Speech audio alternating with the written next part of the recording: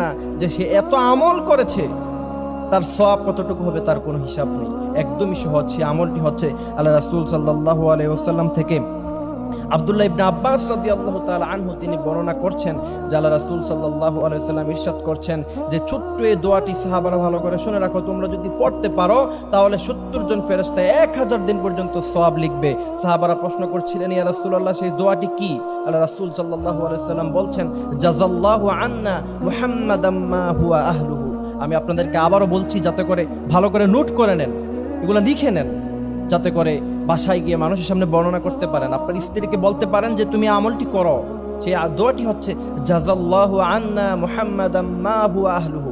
বলেন তো এখানে কতটুকু সময় লাগছে? মাত্র 10 সেকেন্ড। আমি হিসাব করেছি 10 সেকেন্ড সময়ও লাগবে না। তা আপনি যদি প্রতিদিন নিয়ত করে 1000 বার পড়েন তাহলে আপনার কতটুকু সওয়াব হয়েছে সে হিসাব আপনি করতে পারবেন না।